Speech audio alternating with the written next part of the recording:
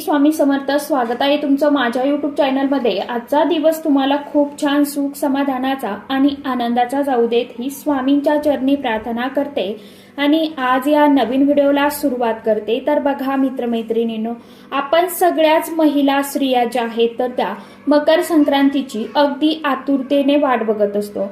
हा एक महत्वाचा सण आहे. जेव्हा सूर्य मकर राशीत प्रवेश करतो त्या दिवसाला आपण मकर संक्रांत म्हणत असतो आणि तिळगुळ घ्या आणि गोडगोड बोला का म्हणत जुने हे वाद विसरून नात्यामध्ये गोडवा आणणारा हा सण आहे मकर संक्रांतीचा.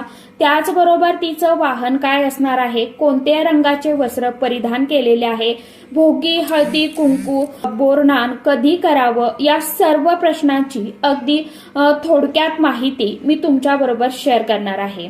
त्याचप्रमाणे कोणता रंग वर्ज करावा अशी संपूर्ण माहिती आजच्या या नवीन व्हिडिओमध्ये मी तुमच्या बरोबर शेअर करणार आहे.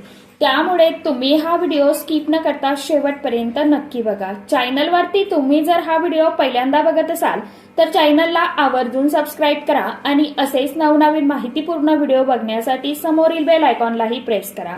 त्यामुळे काय होईल, जेव्हा कधी मी नवीन व्हिडिओ अपलोड करेल तर सर्वात अगोदर त्याचं नोटिफिकेशन तुम्हाला मिळेल आणि तुम्ही एकही व्हिडिओ मिस करणार नाही. तर बघा मित्रमैत्रिणींनो, आता 2026 मध्ये मकर संक्रांतीचा सण हा 14 जानेवारी बुधवारला असणार आहे आणि सूर्यदेव मकर राशीत प्रवेश करण्याची वेळ किंवा संक्रांतीचा पुण्यकाळ हा पहाटे 2:30 सुरू होणार आहे. पुण्यकाळ हा संध्याकाळी 5:30 असणार आहे. या संपूर्ण काळात दान धर्म करणे अतिशय अत्यंत शुभ मानले जाते. त्यामुळे यंदा स्नान, दान, पूजा, तिळगुळ वाटप 14 जानेवारी रोजी म्हणजेच बुधवारी केले जाईल. आता बघा 2026च्या संक्रांतीचं वाहन आणि उपवाहन काय आहे यावरती भविष्य अवलंबून असते. 2026ची मकर संक्रांत वाहन ही वाहक आणि उपवाहन घोडा यावरती येत आहे. तिने पिवळ्या रंगाचे वस्त्र परिधान केलेले आहे आणि हातामध्ये गदा आहे. हे आयुध घेतले आहे. संक्रांत ज्या वाहनावर येते त्यानुसार पुढील वर्ष कसे राहील याचा अंदाज लावला जातो. वाघ हे कौर्याचं तर घोडा हे वेगाचं प्रतीक आहे. संक्रांत ज्या रंगाचे वस्त्र परिधान करून येते तो रंग त्या दिवशी वापरणे वर्ज्य मानला जातो. संक्रांतीने पिवळा रंग परिधान केलेला असल्याने आपण पिवळ्या रंगाचे वस्त्र चुकूनही परिधान करायचे नाही. त्याऐवजी तुम्ही लाल, हिरवा, गुलाबी, जांभळा असे रंग तुम्ही निवडू शकता. पहिली तिथी ही भोगी मंगळवार 13 जानेवारी रोजी. या दिवशी म्हणजे शेतीत आलेल्या नवीन धान्याचे, भाज्यांचे पूजन आणि सेवन करण्याचा दिवस. म्हणजे भोगीच्या दिवशी बाजरीच्या भाकरी सोबत मिश्र भाज्यांची चविष्ट भोगीची भाजी बनवली जाते.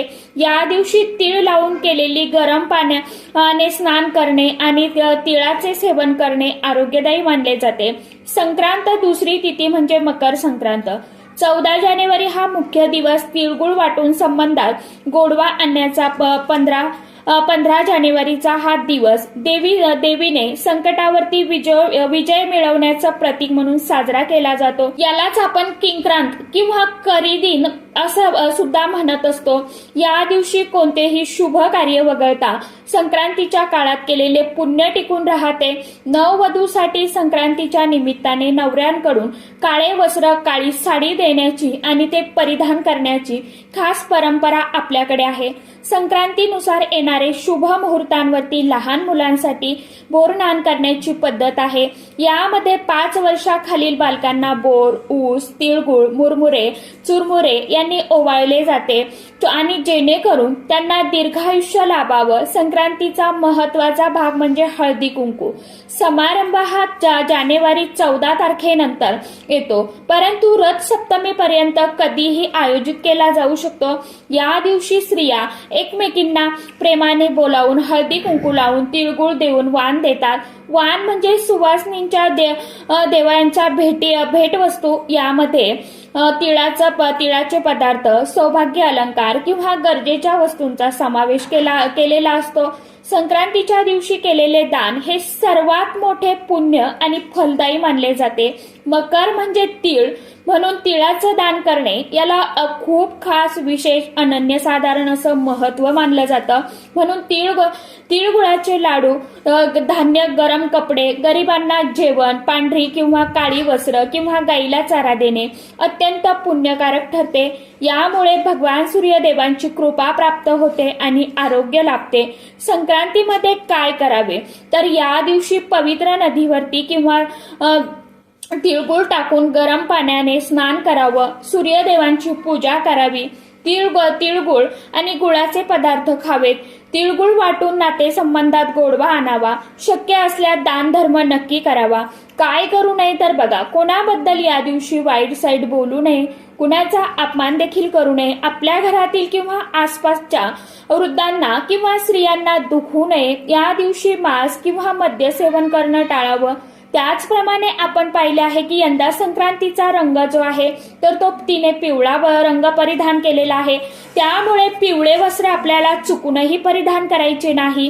तर ही होती मकर संक्रांती 2026 ची संपूर्ण माहिती आणि संक्रांतीचं वाहन, रंग, तिथी, दान धर्माची माहिती तुम्हाला नक्कीच आवडलेली असेल. आता त्यानंतर आपण बघणार आहोत की संक्रांत ही यंदा पिवळ्या रंगावरती आलेली आहे. मग पिवळ्या रंगाच्या नेमक्या कोणकोणत्या वस्तू ज्या आहेत तर त्या आपल्याला वर्ज्य करायच्या आहे तर त्या करायच्या आहेत. कारण की असं म्हणतात ना की संक्रांती देवीने जो रंग परिधान केलेला आहे त्या रंगाचे वस्त्र ते आपण चुकूनही परिधान करू नये. मग पिवळ्या रंगाचे कपडे, ड्रेस, पिवळ्या रंगाची साडी जी आहे तर ती चुकून सुद्धा आपल्याला या दिवशी घालायची नाहीये. त्याचबरोबर मकर संक्रांतीने यंदा केशराचा टिळा लावलेला आहे. त्यामुळे केसर जे आहे तर ते चुकून सुद्धा आपण कपाळाला लावू नका. आता तुम्ही म्हणाल की मग पिवळ्या रंगावरती संक्रांत आलेली आहे, मग हळद वापरावी का? तर हो, तुम्ही हळद वापरू शकता, कारण हळद चालते. आपल्याला फक्त वर्ज्य करायची आहे. टिकली सुद्धा पिवळ्या कलरची तुम्हाला वापरता येणार नाही. आता बांगड्यांचे नियम आपण बघूयात. बांगड्या ज्या आहेत ना तर त्या काचेच्या असाव्या, मेटलच्या नको. त्याचबरोबर बांगड्या ह्या हिरव्या किंवा लाल असल्या तर अतिशय उत्तम. पिवळ्या रंगाच्या बांगड्या ज्या आहेत तर त्या चुकून सुद्धा आपल्याला आपल्या हातामध्ये घालायच्या नाहीये, या दिवशी घालायच्या नाही. नंतर तुम्ही घालू शकता. मकर संक्रांतीच्या दिवशी तुम्ही जे काही काम करता, जी काही सेवा करता त्याचं पुण्य जे आहे तर ते आपल्याला हजारो आणि लाखो पटीने जास्त प्रमाणात मिळत असतं. तर ह्याच पद्धतीने जर तुम्ही या दिवशी काही चूक केली तर ती चूक वर्षभर आपल्या सोबत राहते. त्यामुळे त्याचे काही दुष्परिणाम जे आहेत तर ते सुद्धा आपल्याला भोगावे लागतात. त्यामुळे हा सुवासीन महिलांचा सण असतो. या दिवशी आपल्याला एकतरी सुवासीन जी आहे तर तिचा मानपान करायचा आहे. नाही तुम्हाला तुम्हाला 5 शक्य नसेल, 3 शक्य नसेल, 11 शक्य नसेल, तुम्ही फक्त एक सुवासीन आपल्या घरी बोलवा. तिला हळदी कुंकू व्यवस्थित अर्पण करून त्यानंतर तिला जे काही मानापाण्याच्या वस्तू तुम्ही आणलेल्या असेल तर त्या तिला द्यायच्या आहेत.